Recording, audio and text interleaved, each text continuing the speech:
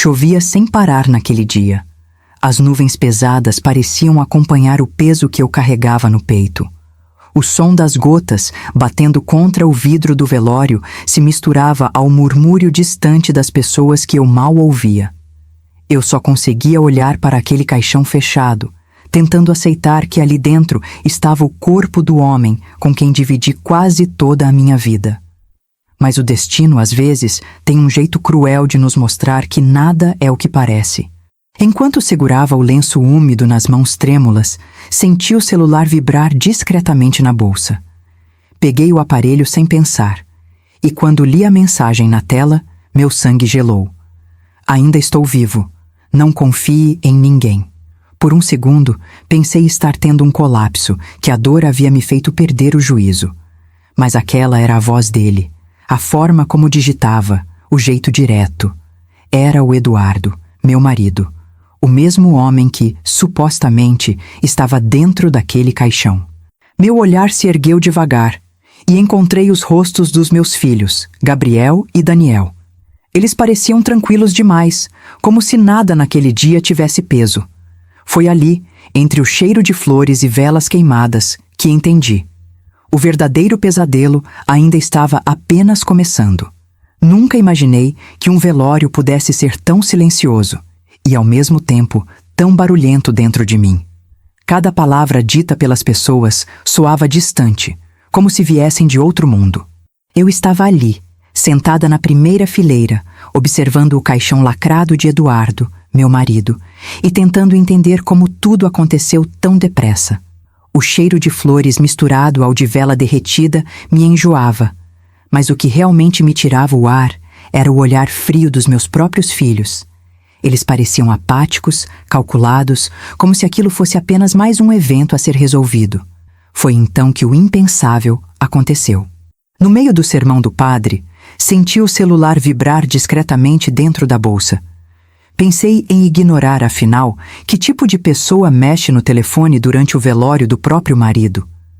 Mas algo dentro de mim me empurrou a pegar o aparelho. Quando olhei a tela, senti o sangue sumir do meu rosto. Uma mensagem. Curta, direta, fria. Ainda estou vivo. Não confie em ninguém. Naquele instante, o mundo pareceu girar em câmera lenta. As vozes se apagaram, o padre desapareceu, e o único som que restava era o bater acelerado do meu coração. Minhas mãos tremiam tanto que quase deixei o celular cair no chão. Eu reli aquela mensagem várias vezes, buscando algum erro, alguma explicação racional. Mas o número era o dele. O mesmo número que eu havia tentado ligar inúmeras vezes sem resposta. Eduardo. Meu marido morto me mandando uma mensagem. Olhei em volta, tentando disfarçar o pânico. Gabriel estava em pé, com a mão no bolso, falando baixo com o irmão. Daniel me observava de canto, como quem vigia cada movimento. Foi quando percebi algo assustador. Os dois estavam estranhamente calmos, quase aliviados. E quanto mais eu tentava raciocinar, mais minha mente gritava que algo não se encaixava. O funeral havia sido apressado, o corpo nunca fora mostrado. E agora, aquela mensagem, era como se uma cortina de fumaça começasse a se dissipar diante dos meus olhos. A dúvida virou medo. O medo virou desespero. Quis gritar, chorar, contar para alguém o que tinha acabado de acontecer. Mas algo dentro de mim, talvez o instinto, mandou que eu ficasse quieta. Não confie em ninguém. Essas palavras ecoavam na minha cabeça como um aviso celestial, ou talvez um alerta vindo do próprio inferno. Respirei fundo e fingi normalidade.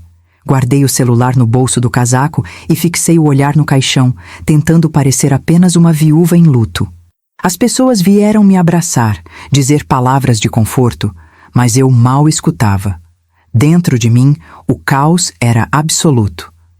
Se Eduardo estava vivo, quem estava dentro daquele caixão? Enquanto o padre falava sobre descanso eterno, uma voz dentro de mim dizia que aquilo não era o fim, e sim o começo de algo terrível. Eu observava os rostos dos meus filhos, tentando encontrar uma fagulha de verdade. Nada. Apenas uma serenidade que me dava calafrios. E quanto mais eu olhava, mais tinha certeza. Havia segredos ali, grandes demais para serem ignorados. Quando o caixão foi levado para o sepultamento, senti uma vertigem, como se minha alma quisesse sair do corpo. Segurei firme o braço da cadeira e olhei o céu cinzento. As nuvens carregadas pareciam refletir o que estava dentro de mim. Confusão, medo e uma estranha sensação de que estava sendo observada. A vida que eu conhecia havia terminado ali. Não por causa da morte de Eduardo, mas porque, naquele instante, percebi que eu não sabia mais em quem podia confiar. Antes de tudo desmoronar, minha vida com Eduardo era o retrato da estabilidade. Conheci-o quando eu tinha apenas 22 anos e trabalhava em uma pequena papelaria no centro da cidade. Ele era contador, discreto, com um jeito sereno que inspirava confiança. Lembro da primeira vez que o vi. Estava de terno azul, segurando uma pasta de couro e um sorriso que parecia ter o poder de acalmar qualquer tempestade. Era o tipo de homem que falava pouco, mas cada palavra parecia medida, pensada, certeira. Nos casamos 2 anos depois e juntos construímos tudo o que tínhamos. Uma casa confortável, 2 filhos inteligentes e uma empresa de contabilidade que cresceu com esforço e honestidade. Eduardo sempre dizia que o segredo do sucesso era dormir com a consciência limpa. E por muito tempo eu acreditei nisso. Trabalhávamos lado a lado, dividindo planilhas, metas, sonhos e também o peso das responsabilidades. Não havia luxo, mas havia paz. E isso, para mim, valia mais do que qualquer riqueza. Gabriel e Daniel nasceram com poucos anos de diferença e cresceram cercados de amor e oportunidades. Fizemos o possível para dar a eles o melhor: boas escolas, viagens em família e o exemplo de um lar unido. Eduardo tinha orgulho de dizer que, quando ele partisse, os filhos dariam continuidade ao nosso legado. Mal sabia ele que esse seria o começo da nossa ruína. É estranho pensar que as mesmas mãos que ele ensinou a trabalhar seriam as que tentariam destruí-lo. Com o tempo, a empresa prosperou. Passamos de um pequeno escritório para uma sede ampla, com funcionários, contratos grandes e clientes importantes. Eduardo se tornara respeitado no meio empresarial e eu, sua parceira fiel, cuidava da parte administrativa. Lembro das tardes em que tomávamos café juntos no escritório, conversando sobre o futuro e rindo das dificuldades que havíamos superado. Éramos um time, ou, pelo menos, eu acreditava que éramos, mas com o crescimento vieram também as tentações. Gabriel começou a se mostrar ambicioso demais, impaciente, querendo resultados rápidos. Daniel, por outro lado, era mais reservado, mas seguia o irmão em tudo. Eduardo sempre dizia que era apenas uma fase, que os dois aprenderiam com o tempo. Eu queria acreditar, mas algo dentro de mim já percebia que aquele brilho nos olhos deles não era apenas de entusiasmo, era de ganância. Ainda assim, nada me preparou para o que estava por vir. Quando Eduardo começou a se queixar de cansaço e dores no peito, todos pensaram que fosse o estresse do trabalho. Ele insistia em não parar. Dizia que precisava garantir o futuro da família. E, ironicamente, foi justamente esse amor por nós que o colocou em perigo.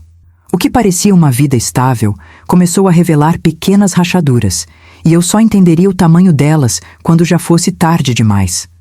Hoje, olhando para trás, percebo que a vida às vezes nos engana com uma sensação de segurança. Acreditamos que conhecemos as pessoas, que o amor e a confiança são inabaláveis. Mas a verdade é que o mal, quando nasce dentro de casa, é o mais difícil de enxergar. E quando finalmente abrimos os olhos, o estrago já está feito. Naquele velório, enquanto segurava o celular com a mensagem dizendo "Ainda estou vivo", tudo isso me veio à mente de uma vez só. A nossa história, o casamento, os filhos, o trabalho, cada lembrança agora tinha um gosto amargo. Eu já não sabia se o que vivi foi real ou apenas uma ilusão construída com cuidado. Mas uma coisa era certa: Eduardo e eu havíamos criado mais do que uma empresa. Tínhamos criado monstros. Foi numa manhã de terça-feira que tudo começou a ruir. Eu estava regando as plantas da varanda quando o telefone tocou. Atendi sem imaginar que aquela ligação mudaria o rumo da minha vida. Do outro lado, a voz de Gabriel parecia fria, distante, quase ensaiada. Mãe, o pai, ele não resistiu. Teve um infarto no hospital. Por um momento não entendi. Meu corpo ficou gelado, a mente vazia. Tudo o que consegui dizer foi: como assim, Gabriel? Ele estava bem ontem. Ele suspirou fundo e disse algo sobre ter passado mal no escritório, que o levaram às pressas para um hospital novo, moderno e discreto, segundo ele. Aquilo já me pareceu estranho. Eduardo sempre foi atendido pelo mesmo cardiologista há anos e nunca ouvi falar daquele hospital. Pedi o endereço, disse que queria ir imediatamente, mas Gabriel desconversou. Não adianta, mãe. Já é tarde, o corpo vai direto para a funerária. Lembro-me de sentir uma mistura de dor e confusão. As lágrimas simplesmente não vinham. Havia algo errado, algo que eu não conseguia nomear, mas que pulsava como um grito dentro da minha cabeça. Liguei para Daniel, tentando entender melhor, e ele repetiu as mesmas palavras, com o mesmo tom ensaiado. Nenhum deles parecia realmente abalado. Era como se estivessem cumprindo uma tarefa. A primeira coisa que pensei foi em ligar para o médico de Eduardo, o Dr. Figueira. Ele atendeu surpreso, dizendo que não sabia de nenhuma internação. Infarto? Mas ele não me procurou nos últimos dias, Dona Teresa. Meu coração acelerou. Eu não sabia se chorava, se gritava ou se corria até a empresa para ver com meus próprios olhos. Algo dentro de mim dizia que aquela história não fechava. Quando cheguei à funerária, o ambiente estava montado às pressas. O caixão já estava fechado, lacrado, com um bilhete dizendo que, por motivos sanitários, o corpo não poderia ser exibido. Sanitários? Eduardo havia morrido de infarto, não de uma doença contagiosa. Questionei os funcionários e eles apenas baixaram o olhar, visivelmente desconfortáveis. Naquele instante, uma desconfiança gelada começou a se instalar em mim. Gabriel apareceu logo depois, abraçando-me com uma falsa ternura que nunca esquecerei. Mãe, precisamos aceitar, ele se foi. Mas eu senti o frio no toque dele, a falta de verdade na voz. Daniel permanecia ao fundo, observando, mudo, com os olhos fixos em mim. Aquele silêncio dos dois era quase ensurdecedor.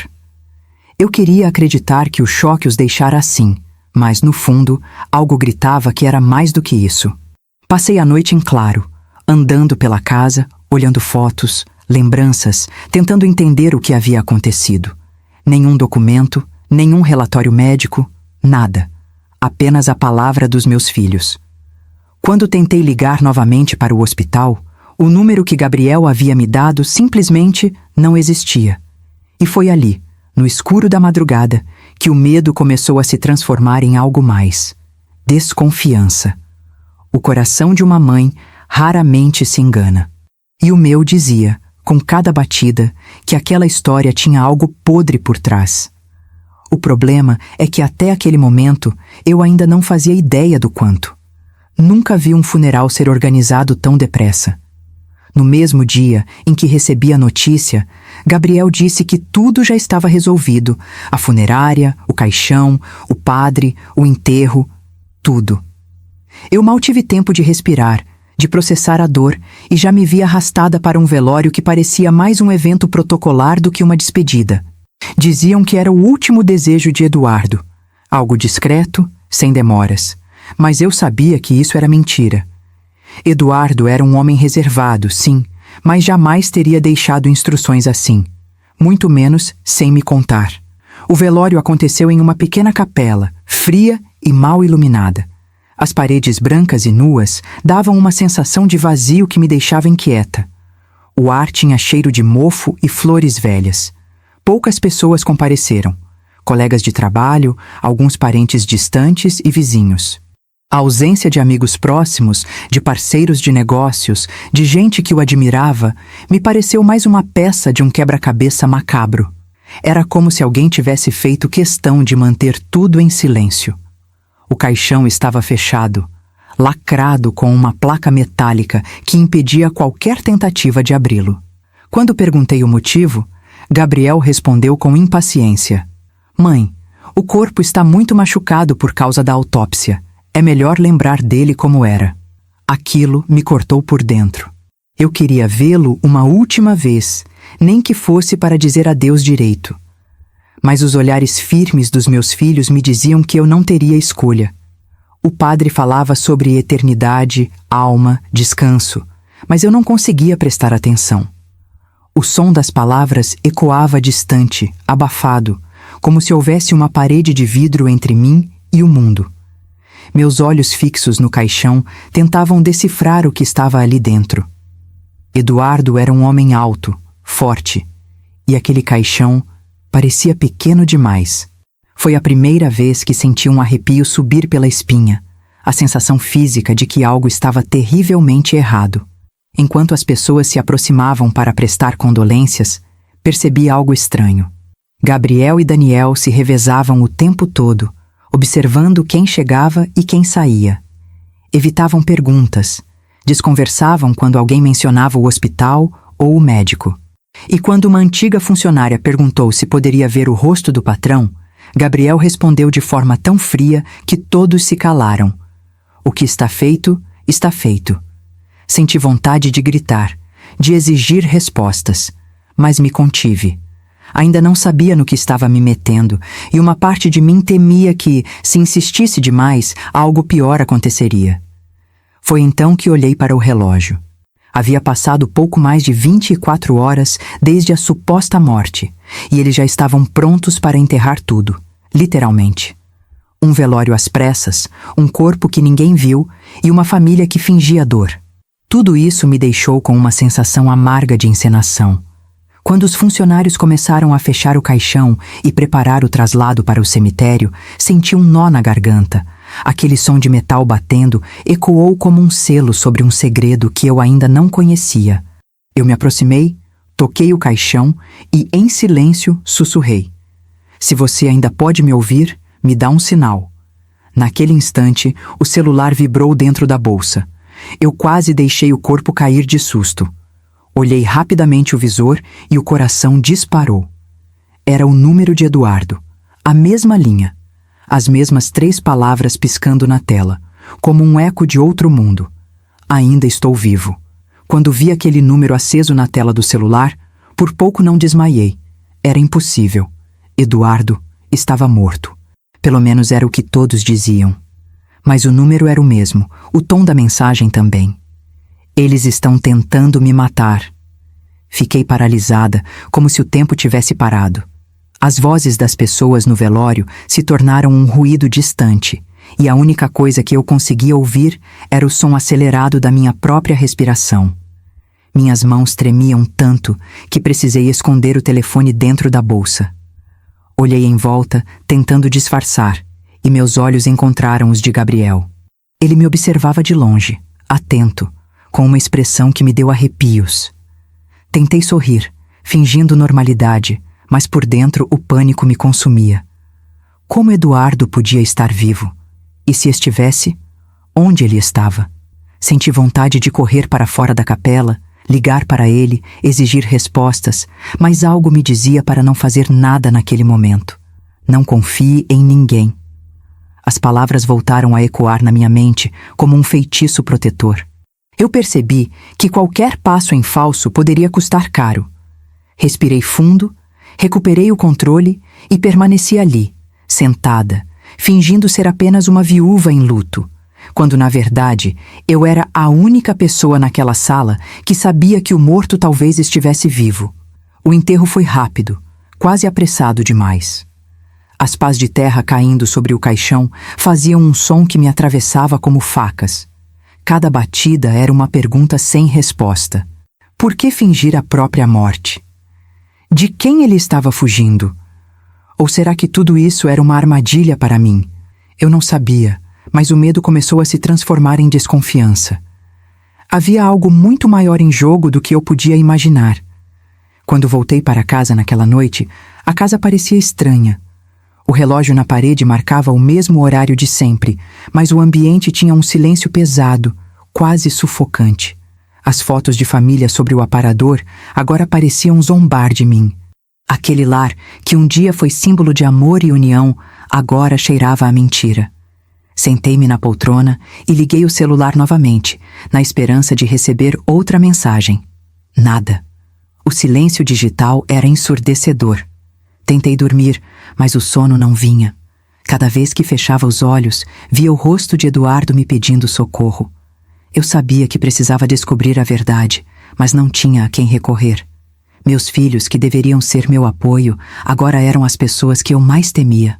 E a lembrança do olhar de Gabriel, frio, distante, quase predatório, me fazia estremecer. Foi quando o celular vibrou de novo. Outra mensagem. Não diga nada. Estou sendo vigiado. Confie apenas nas provas. Eu li e reli aquelas palavras centenas de vezes. As provas. Quais provas? Onde estavam? E por que ele falava como se estivesse em meio a uma guerra? Era como se Eduardo estivesse lutando contra algo que eu ainda não compreendia. Mas uma coisa era certa. Eu precisava descobrir a verdade, mesmo que isso me custasse tudo. Naquela madrugada, deitada em uma cama que parecia grande demais sem ele, jurei a mim mesma que não descansaria até entender o que estava acontecendo. Eu não sabia onde aquela estrada me levaria, mas sentia, no fundo da alma, que a mensagem "Ainda estou vivo" era apenas o início de algo muito mais sombrio. Depois do funeral, a casa nunca mais foi a mesma. O som dos passos dos meus filhos nos corredores parecia mais pesado, mais medido, como se cada movimento fosse calculado. As risadas ocasionais que antes enchiam a sala haviam sido substituídas por um silêncio estranho, quase opressor. À noite, eu ouvia sussurros, portas se fechando devagar e a sensação constante de estar sendo observada. Aquela casa, que um dia foi meu refúgio, agora era o centro do meu medo. Na manhã seguinte, Gabriel me chamou para o café. Estava sereno demais, com um sorriso que não alcançava os olhos. "Mãe, precisa descansar. Esses dias foram difíceis", disse, empurrando uma xícara de chá na minha direção. O cheiro me pareceu diferente, forte, adocicado demais. Ele insistiu para que eu bebesse, e uma pontada de desconfiança atravessou meu peito. Fingi levar a xícara aos lábios, mas deixei o líquido escorrer discretamente na toalha. "Está melhor?" perguntou Daniel, observando-me atentamente. Eu sorri, tentando esconder o tremor nas mãos. Sim, um pouco cansada, só isso. Dentro de mim, o desespero começava a crescer. Lembrei da mensagem de Eduardo. Eles estão tentando me matar. E pela primeira vez, a ideia de que meus próprios filhos pudessem ser capazes disso deixou de parecer absurda. Comecei a notar pequenos detalhes que antes passariam despercebidos. A forma como trancavam o escritório de Eduardo, a pressa em atender telefonemas, as conversas interrompidas quando eu entrava no cômodo. Era como se estivessem escondendo algo, e eu, sozinha, precisava descobrir o quê. Cada passo pela casa se tornava uma mistura de coragem e pavor. Até o som do vento batendo nas janelas me fazia saltar. Naquela noite, deitei-me sem apagar a luz. O coração batia acelerado, e a cada estalo do piso de madeira eu imaginava alguém se aproximando. Pensei em sair de casa, procurar ajuda, mas para quem eu contaria essa loucura? Quem acreditaria que meu marido, supostamente morto, me mandava mensagens pedindo socorro? Eu estava presa entre a dúvida e o medo, e ambos me consumiam. Na manhã seguinte, fingi normalidade. Preparei o café, varri o quintal, sorri para os vizinhos. Precisava parecer tranquila, mesmo que por dentro estivesse à beira do colapso. Passei a observar os dois discretamente. Gabriel passava horas no computador, com planilhas e documentos que eu não reconhecia. Daniel, por outro lado, passava muito tempo ao telefone, falando baixo, saindo às pressas. Havia um clima de segredo pairando no ar, e eu sabia que, cedo ou tarde, alguma coisa viria à tona. Certa noite, ao passar pelo corredor, ouvi parte de uma conversa vinda do escritório trancado. "Ela não pode descobrir agora, espere o seguro sair." Meu corpo gelou. Dei 2 passos para trás e me apoiei na parede, tentando não fazer barulho. Seguro? Que seguro? Seria o de vida de Eduardo? As peças começaram a se encaixar, e junto com elas, o terror de estar no centro de uma trama que eu mal compreendia. Voltei para o quarto sem ser vista e tranquei a porta. Meu corpo tremia inteiro, mas minha mente estava desperta. Se Eduardo estava vivo e me alertando, significava que ele sabia mais do que eu. E se eu quisesse sobreviver, precisava descobrir a verdade antes que eles percebessem que eu já sabia demais. Naquela noite, deitada com os olhos fixos no teto, percebi que não podia mais ficar parada. Se eu quisesse descobrir a verdade, teria que agir por conta própria. Eduardo confiava em mim o bastante para me mandar aquelas mensagens, e agora era minha vez de retribuir. Esperei que Gabriel e Daniel saíssem para o trabalho, e assim que o portão se fechou, vesti um casaco, peguei minha bolsa e saí sem avisar ninguém. O medo ainda me acompanhava, mas a curiosidade era mais forte. Meu primeiro destino foi o hospital onde, supostamente, Eduardo havia morrido. Demorei a encontrá-lo. O endereço que Gabriel me dera parecia não existir. Após muita insistência, descobri que havia um pequeno hospital particular na Zona Norte com nome semelhante, mas quando cheguei lá, o recepcionista me olhou confuso. Senhora, não há nenhum registro de paciente com esse nome nos últimos meses. Senti um calafrio percorrer o corpo. Tudo o que eu temia começava a se confirmar. Pedi para falar com o diretor clínico. Esperei quase 1 hora e, quando finalmente fui recebida, ele folheou os livros de registro e me mostrou. Nada. Nenhuma entrada, nenhuma alta, nenhum óbito de um homem chamado Eduardo Ramos. Talvez o hospital esteja errado, senhora, disse ele. Mas eu sabia que não estava. Aquele era o nome e o endereço exato que meu filho havia me dado. Saí de lá com as pernas bambas, mas com a mente em alerta. Peguei um táxi e fui até a funerária. Lá, a funcionária que me atendeu se mostrou desconfortável quando mencionei o nome de Eduardo. Disse que o corpo chegou de madrugada, acompanhado apenas de 2 homens e de um dos meus filhos. Foi tudo muito rápido, Dona Teresa. Parecia sigiloso. Pedi para ver os documentos de liberação e ela, hesitante, mostrou uma cópia. O hospital listado era o mesmo que acabara de negar qualquer internação. De repente, a ficha caiu. Havia algo muito mais profundo acontecendo.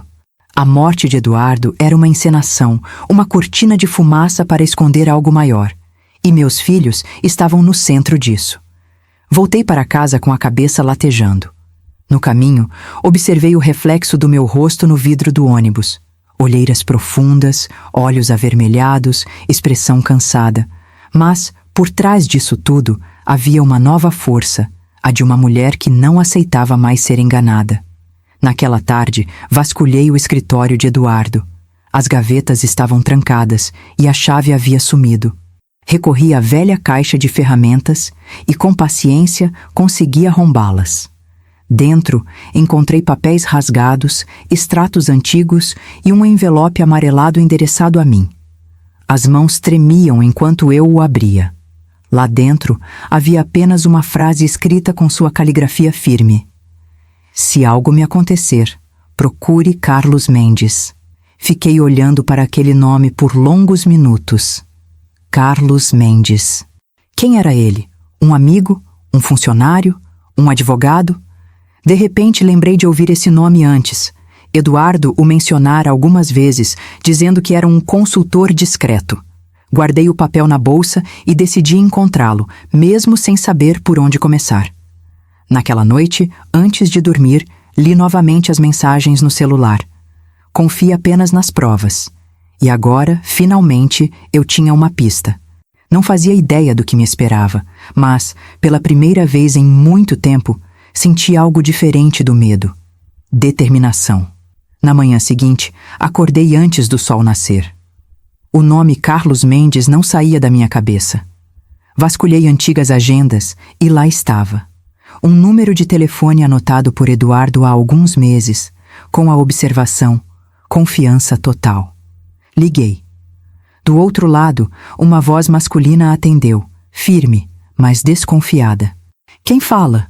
Quando mencionei o nome de Eduardo, o silêncio durou longos segundos. Senhora, onde a senhora está? Perguntou. Aquele tom urgente me fez perceber que ele sabia mais do que deixava transparecer. Antes de encontrá-lo, resolvi seguir outra pista. Fui ao banco onde Eduardo mantinha as contas da empresa e da família. A gerente me conhecia há anos e se mostrou surpresa com a visita. Dona Teresa, seus filhos já estiveram aqui ontem. Disseram que a senhora estava de luto e que eles assumiriam tudo. Senti o coração acelerar. Pedi para ver os registros e, com relutância, ela me mostrou o histórico de movimentações. Foi como levar um soco. Havia transferências altíssimas para contas desconhecidas, todas feitas nas últimas semanas antes da morte de Eduardo. Algumas em nome de empresas que eu nunca ouvira falar, outras em contas pessoais ligadas a Gabriel e Daniel. Eu mal conseguia respirar. As mãos tremiam tanto que precisei apoiar no balcão. Essas transações foram autorizadas por quem? Perguntei. Pelo senhor Eduardo, pessoalmente, ou alguém com sua assinatura digital. Saí do banco cambaleando, com um nó na garganta. O vento frio batia no rosto, mas o que me gelava era a certeza. Meus filhos estavam roubando o próprio pai. E pior, tudo indicava que a falsa morte estava ligada a isso. Eduardo sempre fora rigoroso com as finanças. Não deixaria nada sem controle. Havia algo maior acontecendo, e eu precisava chegar até o fundo, por mais que doesse. Peguei um táxi e pedi para ir até o escritório da empresa. Assim que entrei, o ambiente me pareceu diferente. As mesas vazias, os arquivos trocados de lugar e uma estranha sensação de abandono pairava no ar. No computador de Eduardo, encontrei pastas recém-excluídas, mas consegui recuperar parte delas. O que vi me deixou sem chão. Relatórios falsificados, contratos alterados e comprovantes de depósitos em nome dos meus filhos. O golpe era mais elaborado do que eu imaginava. Eles vinham desviando dinheiro da empresa havia meses, talvez anos. E Eduardo, de algum modo, havia descoberto tudo. A falsa morte agora fazia sentido. Ele precisou sumir para reunir provas e escapar de algo que poderia custar-lhe a vida. Mas por que me mandar mensagens? Por que me envolver, sabendo o perigo que eu corria? Voltei para casa em silêncio, com os olhos marejados e o coração dividido entre raiva e tristeza. Eu havia criado aqueles meninos com tanto amor, ensinado sobre honestidade, sobre caráter. E agora era deles que eu precisava me proteger. As lembranças de suas infâncias, as risadas, os abraços, os aniversários, pareciam cenas de outro tempo, de uma família que já não existia. Naquela noite, sentei à mesa com o caderno de Eduardo aberto diante de mim. As provas estavam ali, começando a se juntar como peças de um quebra-cabeça sinistro. E pela primeira vez, compreendi que o que estava em jogo não era apenas dinheiro. Era uma conspiração familiar. Uma que havia começado dentro das 4 paredes que um dia eu chamei de lar. O envelope amarelado que encontrei no escritório de Eduardo parecia respirar entre meus dedos. O papel envelhecido, o selo rasgado e o nome Teresa, escrito com aquela caligrafia firme que eu reconheceria até de olhos fechados. Senti um arrepio percorrer meu corpo. Por um momento, temi abri-lo. Era como se o passado inteiro estivesse ali dentro, esperando para se revelar. Respirei fundo, fechei as cortinas e sentei à mesa, deixando o silêncio dominar o ambiente. Com mãos trêmulas, rompi o lacre.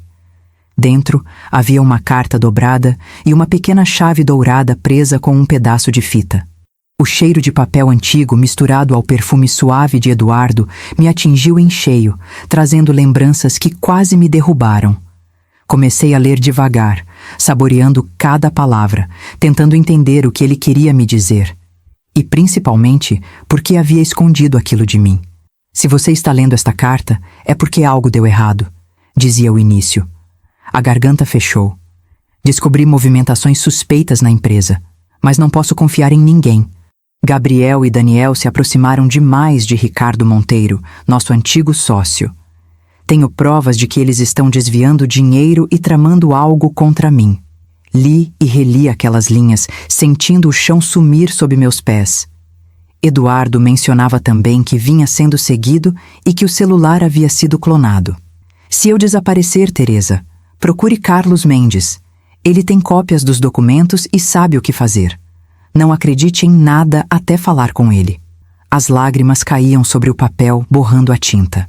Meu coração batia acelerado, dividido entre o medo e a esperança. Ele estava vivo. Precisava estar. A pequena chave dourada parecia brilhar sob a luz fraca do abajur. Comecei a procurar em todos os cantos do escritório algo que pudesse abri-la. Gavetas, cofres, pastas antigas. Nada.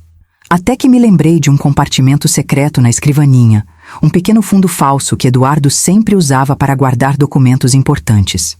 Levantei a tábua cuidadosamente e lá estava, uma caixa preta de metal. A chave encaixou perfeitamente. Dentro da caixa havia um pendrive, algumas fotos e recibos de transações bancárias com nomes de empresas falsas. As mesmas que eu havia visto nos extratos do banco. O coração parecia querer saltar do peito. Eduardo havia reunido provas concretas antes de desaparecer. Era como se tivesse deixado um mapa para que eu seguisse os passos dele. Passei a noite inteira relendo a carta e analisando cada detalhe dos documentos. As datas, os valores, os nomes, tudo se encaixava perfeitamente na trama de desvio de dinheiro e falsificação. Meus filhos estavam ligados a algo muito mais grave do que simples ambição. Era crime. E se Eduardo estava vivo, significava que ele estava tentando impedir algo grande demais para enfrentar sozinho. Quando o sol nasceu, olhei para o espelho e quase não me reconheci. A mulher que me encarava ali não era mais a mesma que chorava diante de um caixão. Era alguém pronta para lutar. Guardei a carta, a chave e o pendrive dentro de uma bolsa e sussurrei para mim mesma. Carlos Mendes, é hora de te encontrar. Passei o dia inteiro tentando localizar o tal Carlos Mendes. Liguei para o número anotado na carta, mas ninguém atendeu. Tentei novamente à tarde e finalmente uma voz grave respondeu. Quem está falando? Quando mencionei o nome de Eduardo, houve um longo silêncio do outro lado da linha. Ele está bem? Perguntei quase sem ar. O homem suspirou e disse apenas: não posso falar por telefone. Me encontre amanhã, às 10, no Café Central, perto da Praça da Sé. Aquilo bastou para eu não dormir a noite inteira. Cheguei ao local antes da hora, com o coração disparado. O café era antigo, cheirava a pão fresco e café recém-passado, mas para mim tudo parecia fora de lugar. Escolhi uma mesa no canto, de onde eu podia observar a rua. Às 10 em ponto, um homem alto, de cabelos grisalhos e olhar sério, entrou e veio direto até mim. Dona Teresa? Perguntou. Apenas assenti. Ele se sentou e colocou uma pasta sobre a mesa. Eduardo confiava muito na senhora, disse, abrindo a pasta e mostrando algumas fotos. Quase deixei o copo cair. Era ele, Eduardo, vivo. As fotos mostravam-no em uma chácara, com roupas simples, barba por fazer, mas sem dúvida era ele. Ele está escondido por segurança, explicou Carlos. Descobrimos o envolvimento de seus filhos e de Ricardo Monteiro em um esquema de desvio e fraude empresarial. Quando percebeu o risco de ser eliminado, seu marido decidiu fingir a própria morte. Eu mal podia acreditar no que ouvia. As lágrimas escorriam sem controle. Então, aquele corpo... Carlos me olhou nos olhos e confirmou. Não era ele. Era parte do plano. O caixão foi selado para manter a farsa. Senti o ar faltar. Tudo o que vivi nos últimos dias parecia um pesadelo impossível. Eduardo estava vivo, e de algum modo aquilo me dava esperança, mas também me lançava num abismo de dúvidas. Carlos contou que Eduardo vinha investigando os próprios filhos há meses, desconfiado das movimentações na empresa. Ele tentou conversar com Gabriel, mas percebeu que estava sendo manipulado.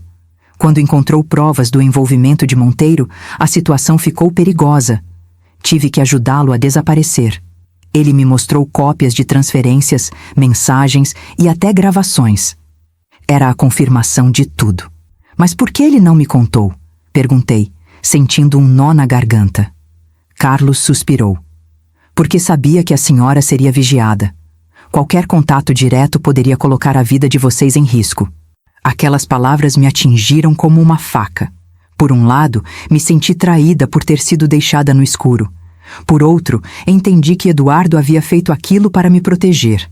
Carlos me entregou um pendrive e disse: "Tudo o que precisamos está aqui.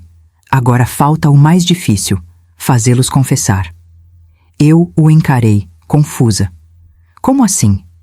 Ele explicou que precisávamos gravar os meninos admitindo o que fizeram, pois as provas bancárias, embora fortes, poderiam ser contestadas. A senhora é a única que eles não desconfiam. Use isso a seu favor. Saí do café com a mente em turbilhão. As ruas pareciam girar ao meu redor. Eduardo estava vivo, mas a luta ainda estava longe de acabar. Agora eu tinha uma missão e uma coragem que nem sabia possuir. Quando voltei do encontro com Carlos, meu coração ainda estava em disparada. Era difícil processar tudo o que eu havia descoberto. Eduardo estava vivo, os filhos que criei estavam envolvidos em um crime, e agora eu tinha que encenar a mãe ingênua para arrancar uma confissão. Era como andar sobre um campo minado, onde qualquer passo em falso poderia me destruir. Sentei-me na poltrona da sala e, pela primeira vez, percebi como aquele lar havia se tornado um palco de mentiras. Carlos havia sido claro. Grave tudo. Eles precisam se incriminar com as próprias palavras. Ele me entregou um pequeno gravador escondido dentro de um broche. Basta apertar o centro e o áudio começará a ser registrado. Eu segurei o objeto, sentindo o peso simbólico dele. Aquele broche seria a minha arma.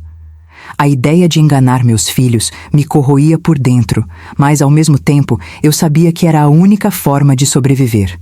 Naquela noite, fiquei ensaiando diante do espelho o que diria.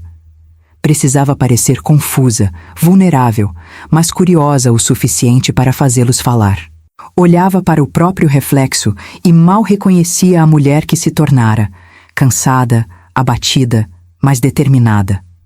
Por dentro, uma mistura de dor e coragem. Eu estava prestes a entrar em um jogo perigoso e, dessa vez, não podia perder. Esperei o momento certo. No dia seguinte, preparei o café como de costume e, quando Gabriel e Daniel sentaram à mesa, iniciei a conversa. "Meninos", andei pensando sobre o pai. "Há algo que não entendo." Eles se entreolharam, tensos. Gabriel foi o primeiro a responder. "Mãe, o pai se foi. É melhor aceitar." Fingi hesitar e continuei. "Mas por que tudo aconteceu tão rápido? O hospital, o caixão lacrado, nada disso faz sentido." O clima na cozinha ficou pesado. Daniel tentou mudar de assunto, mas eu insisti. "Gabriel, você me prometeu que me explicaria os detalhes da morte do seu pai. Eu mereço saber." Ele respirou fundo, claramente irritado. "Mãe, isso não é hora para isso." Olhei firme em seus olhos e deixei escapar, com voz trêmula. "Eu sei que vocês estão escondendo alguma coisa." O silêncio que se seguiu foi quase palpável.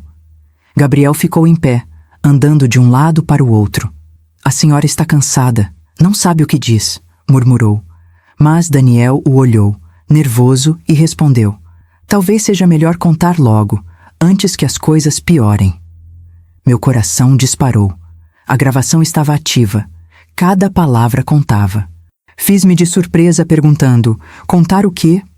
Foi então que Gabriel soltou uma frase que me atravessou como um raio. "Seu marido descobriu o que não devia e pagou por isso." Fingi chorar, cobrindo o rosto com as mãos, mas por dentro lutava para manter a calma. Eles começaram a discutir entre si, revelando cada detalhe: o seguro de vida, as transferências, a parceria com Monteiro. Era a confissão que Carlos precisava. Eu ouvia, horrorizada, mas sabia que não podia interromper.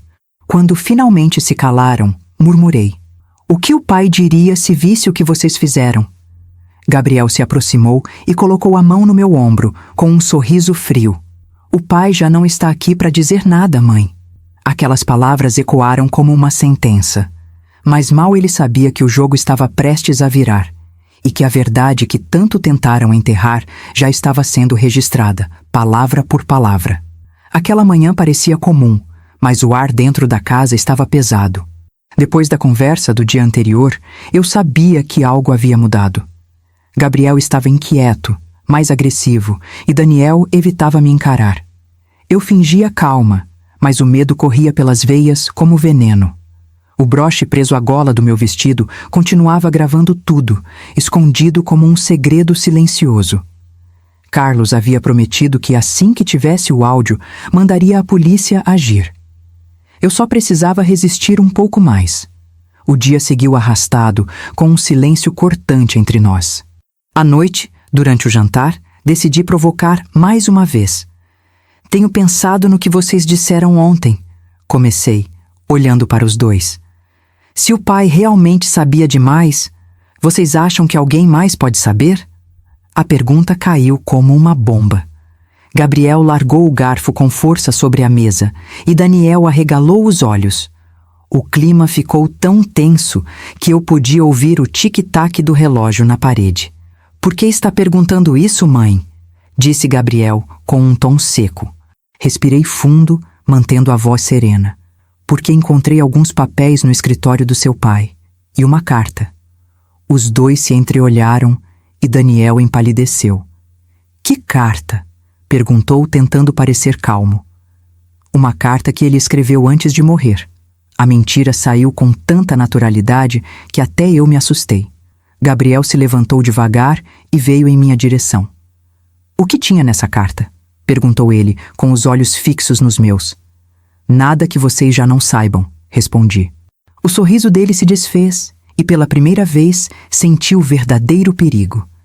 Ele virou para o irmão e disse: Ela sabe. Daniel começou a suar, gaguejando algo sobre resolver isso logo. Meu corpo congelou. Era o momento em que a máscara caía e o instinto de sobrevivência falou mais alto. Tentei me afastar, mas Gabriel foi mais rápido. Onde está a carta, mãe? A voz dele já não tinha mais vestígio de carinho, apenas ameaça. Eu queimei. Menti. Ele riu, um riso curto e gelado. Não deveria ter feito isso. Daniel se aproximou por trás e senti a mão dele no meu ombro. A gente não tem escolha, ela vai acabar entregando tudo. Nesse instante, vi o brilho metálico de uma seringa nas mãos de Daniel. Meu coração disparou. O que vocês vão fazer? Perguntei, recuando em direção à porta. Vai ser rápido, mãe, é só dormir. Respondeu Gabriel friamente. Eu gritei, mas o som pareceu se perder dentro das paredes. Ele avançou e eu tropecei, caindo no chão. Senti o gosto do medo, o ar faltando, o desespero tomando conta. Foi então que uma explosão de vozes invadiu a casa. Polícia! Ninguém se mexa! A porta foi arrombada e em segundos o ambiente se encheu de homens fardados. Gabriel e Daniel ficaram paralisados. Carlos surgiu entre eles com o rosto sério e a arma em punho. Está tudo bem, Dona Teresa, disse ele, estendendo a mão para mim. Eu mal conseguia respirar, mas o alívio foi imediato. A gravação havia cumprido seu papel. Enquanto os policiais algemavam meus filhos, senti as lágrimas escorrerem sem controle. Aqueles meninos que um dia dormiam no meu colo agora eram levados como criminosos. Eu os amava, mas naquele instante entendi que o amor não apaga o que é imperdoável. E, entre o som das sirenes e o choro contido, percebi que a verdade, por mais dolorosa que fosse, finalmente havia vencido a mentira. Mesmo depois de tudo, o medo não me deixava. As imagens daquela noite voltavam à minha mente como um pesadelo recorrente. A seringa brilhando na mão de Daniel, o olhar frio de Gabriel, o momento em que percebi que meus próprios filhos queriam me matar. Eu acordava no meio da madrugada suando frio, com o coração disparado, como se tudo fosse acontecer de novo. O som das sirenes ainda ecoava nos meus ouvidos, misturado à lembrança da voz firme de Carlos gritando: Afastem-se dela! Os dias seguintes foram uma mistura de alívio e tormento. A polícia me levou para um hotel seguro, enquanto faziam as prisões formais e coletavam provas. Mesmo cercada de segurança, eu ainda tremia a cada batida na porta. A mente insistia em me lembrar que, por pouco, eu não havia me tornado mais uma vítima de um crime silencioso, planejado dentro da minha própria casa. Às vezes me pegava olhando para as mãos, lembrando da sensação do chão frio, do som da seringa caindo quando os policiais entraram. Carlos foi me visitar na manhã seguinte. Ele parecia exausto, mas o olhar dele trazia algo que eu não via há dias: segurança. A senhora foi corajosa, disse ele, sentando à minha frente. Sem a gravação, eles teriam escapado. Eu apenas balancei a cabeça. Não me sentia corajosa, me sentia partida. Ver meus filhos algemados foi como assistir parte de mim sendo arrancada viva. Eles planejaram tudo, Dona Teresa, até o seguro de vida do seu marido. A senhora era o próximo alvo. Essas palavras me atingiram como um golpe. Fiquei em silêncio por alguns segundos, tentando absorver a gravidade daquilo. Eles queriam me matar? Perguntei, mesmo já sabendo a resposta. Carlos assentiu devagar. Gabriel havia assinado um documento falso, declarando a senhora mentalmente incapaz. Depois, pretendiam se livrar de qualquer prova. Foi o áudio da senhora que impediu o pior. Fechei os olhos e senti as lágrimas caírem. Pesadas, quentes, dolorosas. Naquela noite, enquanto tentava dormir no quarto do hotel, ouvi o barulho da chuva batendo na janela. O som me trouxe lembranças do dia do funeral. Aquele mesmo cheiro de umidade, aquela mesma sensação de vazio. Mas desta vez, havia algo diferente. Eu não era mais a mulher assustada que duvidava da própria sanidade. Eu tinha sobrevivido. E de alguma forma, Eduardo também. Na manhã seguinte, Carlos me levou até a delegacia para prestar depoimento. O caminho foi silencioso. A cidade parecia cinza, como se refletisse tudo o que eu sentia por dentro. Quando cheguei, vi Gabriel e Daniel sentados, algemados, com os olhos baixos. Nenhum deles teve coragem de me encarar. Eu quis odiá-los, mas só consegui sentir pena. A ganância havia destruído tudo o que tínhamos. Antes de sair, Carlos se aproximou e colocou uma mão no meu ombro. Seu marido quer vê-la. Por um instante, achei que tivesse ouvido errado. Olhei para ele em choque, e ele apenas sorriu, discreto. Está seguro agora. Acho que é hora desse reencontro acontecer. Meu coração disparou. Depois de tudo o que vivi, a ideia de reencontrar Eduardo parecia um milagre. E foi assim, com o coração aos pulos e as mãos tremendo, que entrei no carro da polícia para ir até o local onde ele estava escondido. Eu não sabia se teria forças para encará-lo, mas uma coisa era certa. Depois de tudo o que enfrentamos, o amor, por mais ferido que estivesse, ainda era o único fio que me mantinha de pé. A estrada até a chácara parecia interminável. Cada quilômetro percorrido fazia o coração bater mais rápido, misturando ansiedade, dor e uma esperança que eu mal sabia se podia sentir. O carro avançava por entre árvores antigas, e o som dos pneus sobre a terra molhada era o único ruído que quebrava o silêncio. Carlos, ao volante, olhava firme para a frente. Ele está esperando, Dona Teresa. Prepare-se, o choque pode ser grande. Eu apenas fechei os olhos, tentando conter as lágrimas que já ameaçavam cair. Quando o portão de madeira se abriu, o ar pareceu mudar. A chácara era simples, cercada de verde, mas tinha um silêncio que parecia guardar segredos. Desci do carro devagar, e a primeira coisa que senti foi o cheiro da terra úmida, misturado ao perfume leve das flores do jardim. Havia uma pequena casa ao fundo, e diante dela, um homem parado, alto, magro, barba por fazer. Mesmo de longe, reconheci aquele jeito de inclinar a cabeça, aquele modo contido de observar. Meu coração parou. Eduardo. A palavra saiu num sussurro, quase sem voz. Ele deu um passo à frente. O tempo pareceu se dobrar sobre si mesmo. 20, 30 anos de história, comprimidos em um único instante. Quando nossos olhos se encontraram, todas as dores, dúvidas e medos pareceram se dissolver. Corri em sua direção e ele me abraçou com força, como se o mundo inteiro pudesse ruir à nossa volta, e ainda assim, aquele abraço bastasse para nos manter vivos. Senti o coração dele batendo contra o meu peito, firme, real.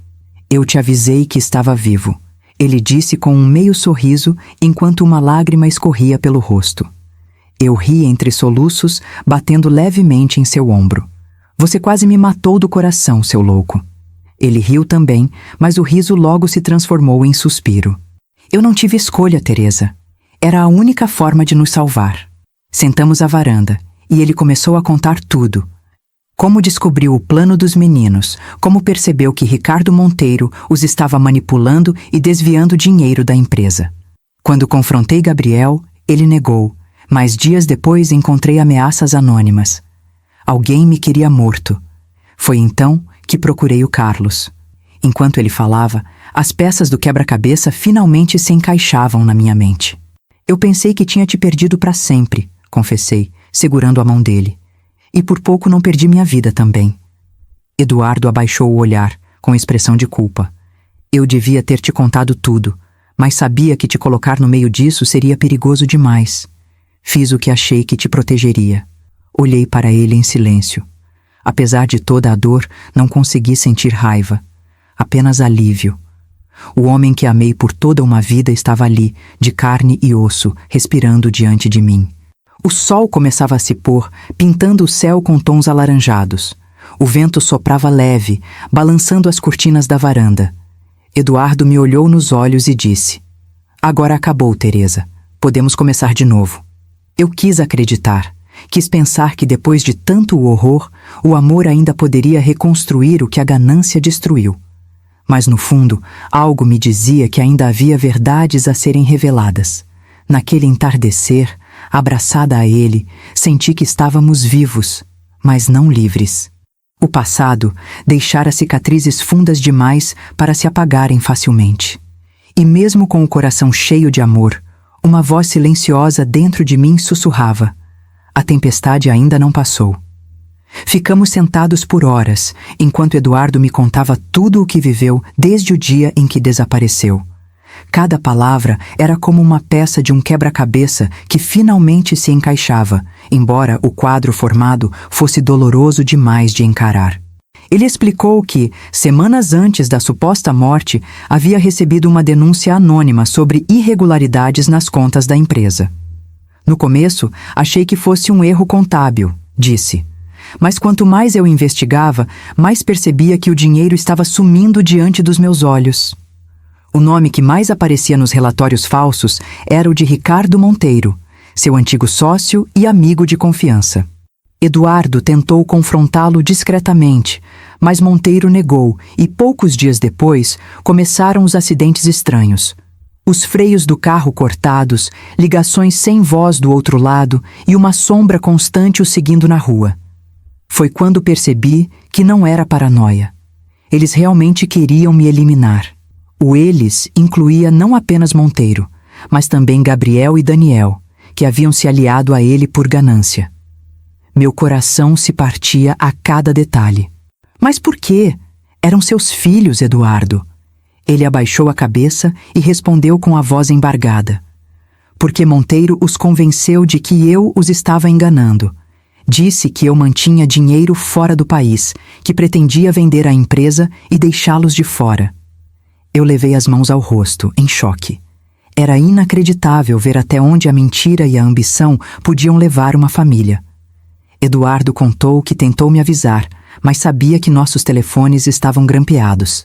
Por isso, combinou com Carlos uma saída drástica, encenar a própria morte. O plano envolveu um corpo falso, documentos forjados e um funeral às pressas, tudo organizado com a ajuda do investigador e de um pequeno grupo de pessoas de confiança. Eu sabia que só assim conseguiria expor todos eles sem te colocar em risco, explicou, com lágrimas nos olhos. Enquanto ouvia, uma mistura de raiva e alívio me dominava. Raiva por tudo o que fizeram, mas alívio por finalmente entender. Ele me mostrou relatórios, fotos e áudios que provavam a parceria entre Monteiro e meus filhos. Era uma teia de corrupção que envolvia empresas de fachada, falsificação de assinaturas e até o uso do seguro de vida como última etapa do golpe. Eduardo havia fingido a morte para capturar o momento exato em que eles se revelariam. E deu certo. Foi por isso que te mandei as mensagens, Teresa. Eu precisava que você desconfiasse, que fosse ao banco, que encontrasse as provas. Você foi mais corajosa do que eu poderia imaginar. As palavras dele me fizeram chorar. Eu não fui corajosa, Eduardo. Eu estava apavorada. Achei que ia morrer. Ele segurou minha mão e respondeu: o medo só existe para testar até onde conseguimos ir. Por um instante, o silêncio tomou conta. O som do vento batendo nas janelas parecia carregar todo o peso daquela história. Tudo o que passamos, a dor, o luto, a traição, parecia, enfim, fazer sentido. Mas o sentido não trazia paz.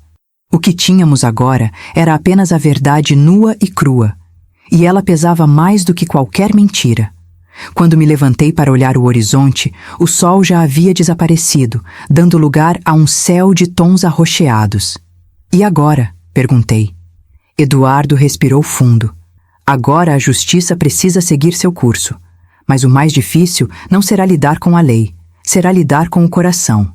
As semanas seguintes foram um turbilhão. A história da morte falsa do contador se espalhou rapidamente pela imprensa. E, de repente, nossa vida se tornou manchete. Câmeras, repórteres, curiosos, todos queriam saber como um homem havia enganado a própria família para escapar de um assassinato. Eu me sentia exposta, despida diante do mundo. Mas Eduardo dizia que era necessário. Deixe que falem, Teresa. Agora, a verdade é a nossa maior aliada. Tá.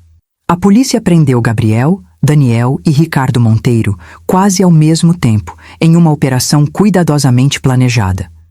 Quando vi as imagens na televisão, senti um misto de alívio e tristeza. Gabriel, o filho mais velho, tentou resistir, gritando inocência. Daniel chorava, pedindo perdão. Monteiro, sempre arrogante, manteve o olhar firme até ser colocado no camburão.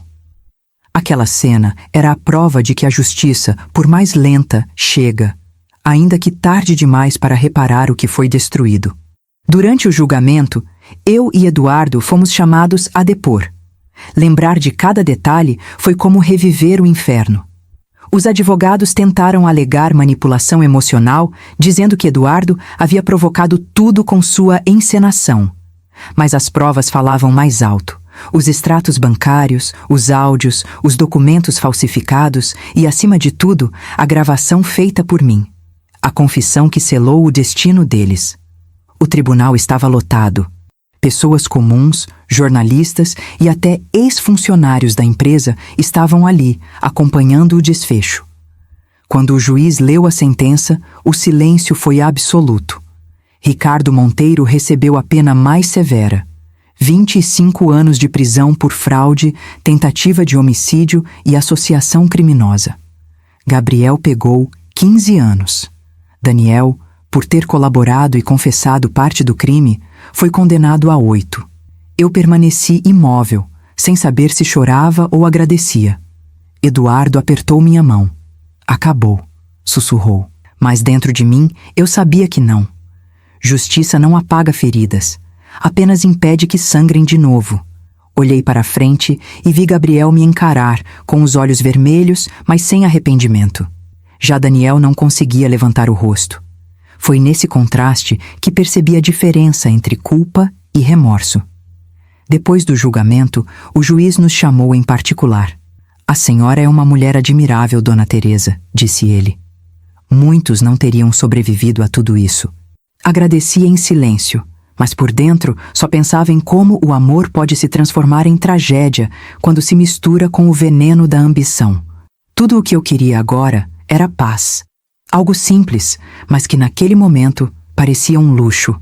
Ao sair do tribunal, os flashes das câmeras me cegaram por um instante. Eduardo me abraçou e juntos caminhamos até o carro da polícia que nos escoltava. Lá fora, uma chuva fina começava a cair, como se o céu chorasse junto comigo. Cada gota que tocava o vidro parecia lavar um pouco da dor acumulada. Enquanto o carro se afastava, olhei pela janela e vi os portões da prisão se fechando atrás deles. Foi o som mais triste que já ouvi na vida.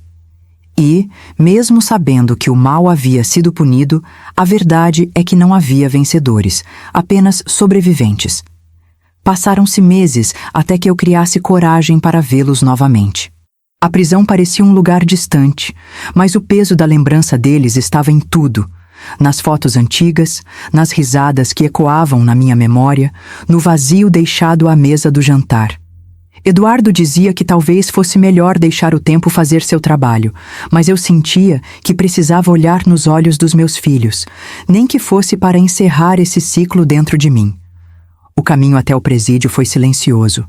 A estrada cortava campos secos e o céu estava encoberto, como se refletisse o que eu sentia por dentro. Quando cheguei, as portas de ferro se fecharam atrás de mim com um estrondo metálico que me fez estremecer. O guarda me conduziu até uma pequena sala com paredes brancas e uma mesa de aço no centro. Eles chegarão em instantes, disse antes de sair. Fiquei sozinha por alguns segundos, tentando controlar o coração. Daniel entrou primeiro. Estava mais magro, o olhar abatido, os ombros caídos. Quando me viu, as lágrimas vieram sem que ele dissesse nada. Mãe, me perdoa. A voz dele era um sussurro quebrado. Eu quis responder, mas as palavras não saíam. Em vez disso, apenas estendi a mão.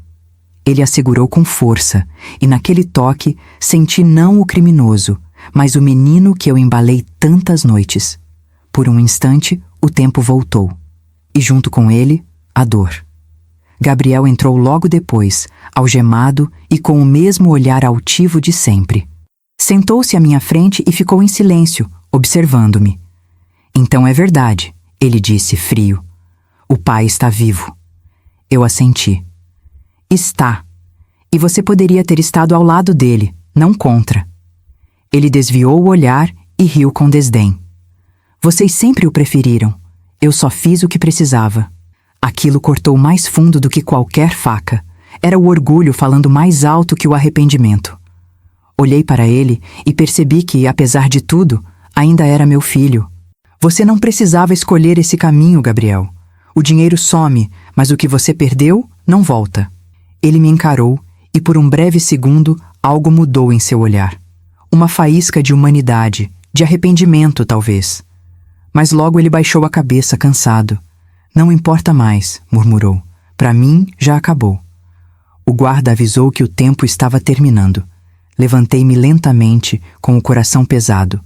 Toquei o ombro de Daniel e disse: há perdão para quem quer recomeçar.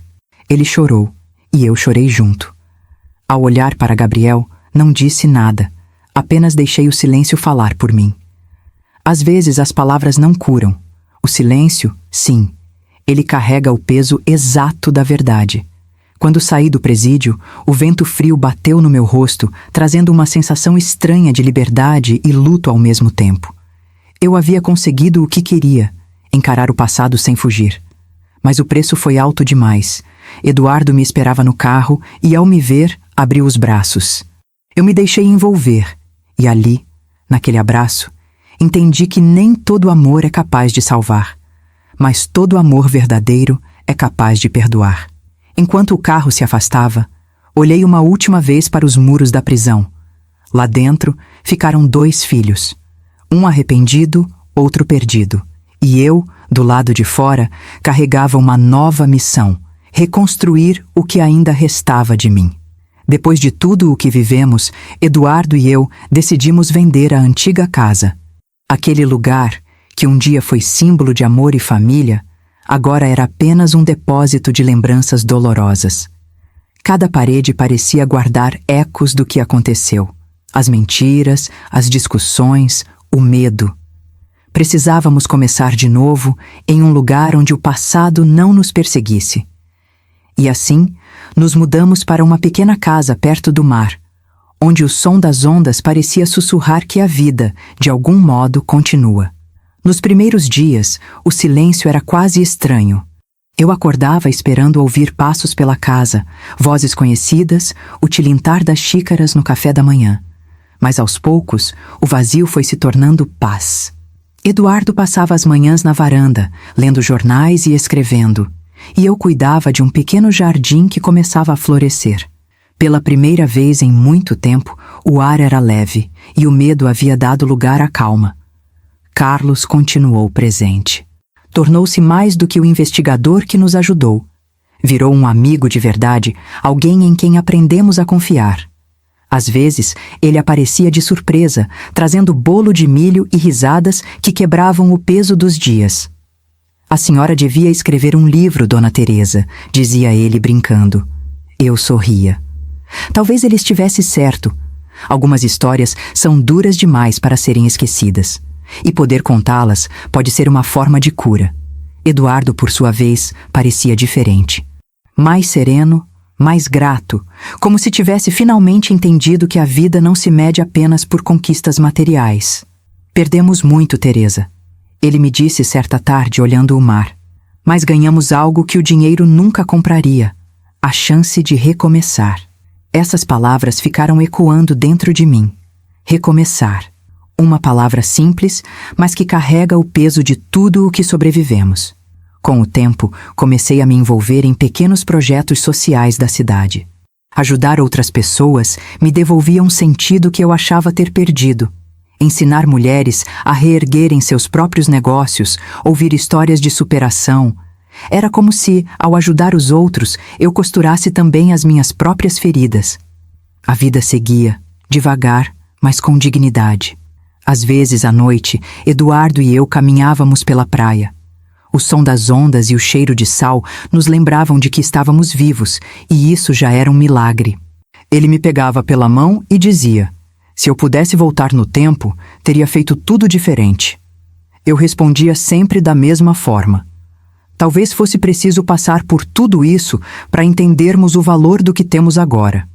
Ainda guardo o broche que usei naquele dia, o mesmo que gravou a confissão, a mesma peça que salvou minha vida. De vez em quando, olho para ele e lembro que coragem não é ausência de medo, mas a decisão de continuar, apesar dele. Cada cicatriz que carrego me lembra que sobrevivi e que nenhuma dor é maior do que o poder de recomeçar. E assim, entre o barulho suave do mar e o canto dos pássaros ao amanhecer, aprendi a viver novamente. Não com a inocência de antes, mas com a sabedoria de quem já enfrentou o abismo e voltou. Porque às vezes o verdadeiro milagre não é escapar da morte, é ter a chance de recomeçar depois dela. O tempo passou, mas as marcas permaneceram. Às vezes, ainda acordo no meio da noite com lembranças dos gritos, das sirenes, da traição. Porém, o peso da dor foi se transformando em aprendizado. Descobri que o perdão não acontece de um dia para o outro. Ele é uma estrada longa, cheia de pedras, mas que leva a um lugar de paz que só quem sofreu de verdade consegue alcançar. E pouco a pouco comecei a caminhar por ela. Daniel foi o primeiro a dar sinal de arrependimento. Recebi uma carta dele, escrita com caligrafia trêmula e cheia de rasuras. Dizia que se lembrava de cada olhar, cada palavra minha, e que o remorso o visitava todas as noites. Mãe, eu errei, fui fraco. Deixei o dinheiro me cegar, mas no fundo eu só queria ser visto. Chorei ao ler aquelas palavras. Pela primeira vez em muito tempo, não chorei de dor, mas de compaixão. O menino que um dia embalei ainda existia, escondido sob o erro. Começamos a trocar cartas. Eu falava sobre o mar, sobre as flores do jardim, sobre como a vida, apesar de tudo, ainda podia ser bonita. Ele respondia com humildade, contando como estava estudando e ajudando outros detentos a ler e escrever. Aos poucos, percebi que Daniel estava mudando de verdade. E aquilo me deu uma sensação estranha de esperança, uma chama pequena, mas suficiente para iluminar o caminho. Gabriel, por outro lado, permaneceu em silêncio. Nenhuma carta, nenhuma notícia. Carlos dizia que ele se isolava na prisão, que raramente falava com alguém. Às vezes, eu me pegava imaginando se ele ainda me odiava ou se simplesmente não suportava olhar para dentro de si. Mesmo assim, todas as noites eu orava por ele. Porque amar um filho não é aprovar seus atos. É continuar desejando que ele encontre a luz, mesmo quando está perdido na escuridão. Eduardo observava tudo em silêncio. Às vezes, o via sentado à varanda, com o olhar distante, como quem carrega um peso invisível. Você o perdoou? Perguntei uma vez. Ele suspirou antes de responder. Ainda não, mas estou tentando. E naquele instante entendi que o perdão, para ele, era uma batalha tão difícil quanto a minha. Perdoar os outros é uma coisa. Perdoar os próprios filhos é tocar o inexplicável. Com o tempo, Daniel ganhou liberdade condicional. Quando ele apareceu na nossa porta, magro, mas com o olhar limpo, senti o coração se apertar. "Mãe", ele disse chorando, e eu o abracei, sem precisar dizer nada. Naquele gesto, o passado inteiro pareceu se dissolver. Eduardo observava de longe e via em seus olhos o mesmo conflito que havia em mim, a dor misturada à ternura. Era um começo, ainda frágil, mas real. Os meses seguintes foram de reconstrução silenciosa. Daniel começou a trabalhar com Carlos, aprendendo a viver de maneira honesta. Ver aquele homem, antes tão perdido, renascendo pouco a pouco, me fez entender o verdadeiro significado da redenção. Ela não apaga o que foi feito, mas transforma a culpa em vontade de ser melhor. E assim, entre quedas e recomeços, a vida foi se ajeitando. Ainda havia fantasmas, é claro, mas agora eles já não me assombravam. Apenas me lembravam do quanto sobrevivi. Aprendi que o perdão não é fraqueza, é liberdade. E que, mesmo no meio da dor mais profunda, sempre existe um caminho de volta para a luz. Hoje, quando olho para trás, parece que vivi várias vidas dentro de uma só. A mulher que um dia chorou diante de um caixão vazio não é a mesma que acorda agora com o som das ondas e o cheiro de café fresco vindo da cozinha. Eduardo e eu encontramos uma nova rotina, simples, mas cheia de significado. A dor deixou cicatrizes, sim, mas elas já não doem. Tornaram-se marcas de uma história que, embora sombria, me ensinou o verdadeiro sentido da força. Decidimos dedicar nossos dias a algo que fosse maior do que nós mesmos. Com a ajuda de Carlos e Daniel, criamos uma pequena fundação para ajudar crianças carentes a estudarem e aprenderem sobre finanças, o mesmo campo que um dia quase destruiu nossa família. Queríamos transformar o erro em lição, a queda em ponte. E a cada sorriso que vejo nas crianças que entram por aquelas portas, sinto que o passado finalmente começa a encontrar paz. Eduardo costuma dizer que Deus nos deu uma segunda chance. Eu acredito nisso, mas aprendi também que as segundas chances não vêm embaladas em milagres. Elas chegam disfarçadas de dor, de perda, de fim. E só quem tem coragem de atravessar o deserto descobre que do outro lado existe vida. A vida que vem depois do caos é mais silenciosa, mas também mais verdadeira. Às vezes, sentamos juntos na varanda ao entardecer. Ele lê o jornal, eu rego as plantas, e o mar canta ao fundo como uma oração. São nesses momentos simples que entendo o quanto a tranquilidade vale mais do que qualquer fortuna. Depois de tudo, percebo que a verdadeira riqueza não está nas contas bancárias, mas nas pessoas que continuam ao nosso lado quando tudo desmorona.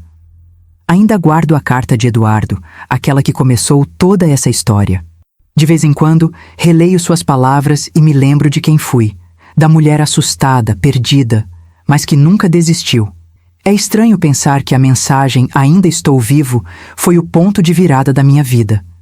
Ela não significava apenas que ele sobrevivera, mas que eu também havia renascido de um tipo diferente de morte. A do espírito esmagado pela dor. Daniel agora é outro homem. Fala pouco sobre o passado, mas seus gestos dizem tudo.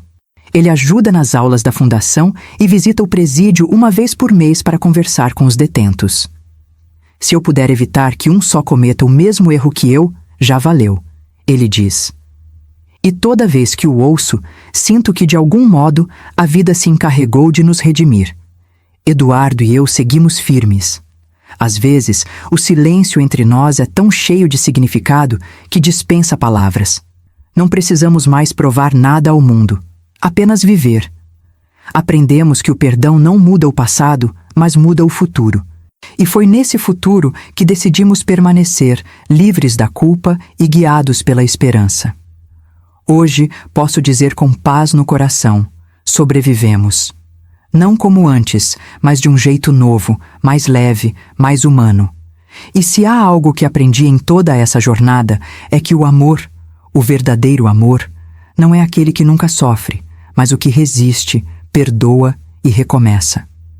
Se a minha história chegou até você, talvez não tenha sido por acaso. Às vezes, a vida nos coloca diante de tempestades não para nos destruir, mas para revelar a força que sempre existiu dentro de nós. Eu aprendi, da forma mais dolorosa possível, que a verdade pode ferir, mas a mentira corrói, e que o perdão é o único remédio capaz de curar feridas que a justiça humana não alcança.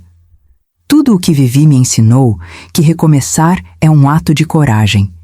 Você pode perder tudo, dinheiro, casa, até pessoas, mas enquanto tiver fé e um propósito, ainda há caminho. E por mais escuro que o túnel pareça, sempre há uma luz esperando no fim.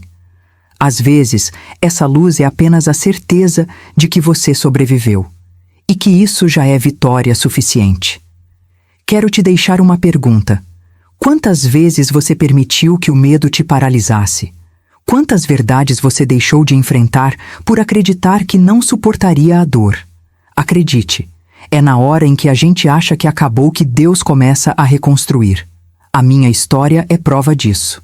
Se algo em mim tocou o seu coração, use isso como lembrete. Não existe final impossível quando se escolhe viver com verdade e coragem. A dor não é o fim da estrada. Ela é o portal que nos empurra para a transformação. E se você chegou até aqui, é porque carrega dentro de si a mesma força que me manteve viva. Então, eu te convido. Inscreva-se no canal, ative o sininho e deixe nos comentários o que essa história despertou em você. Queremos saber até onde nossas histórias estão chegando e, quem sabe, talvez a próxima história contada aqui seja a sua.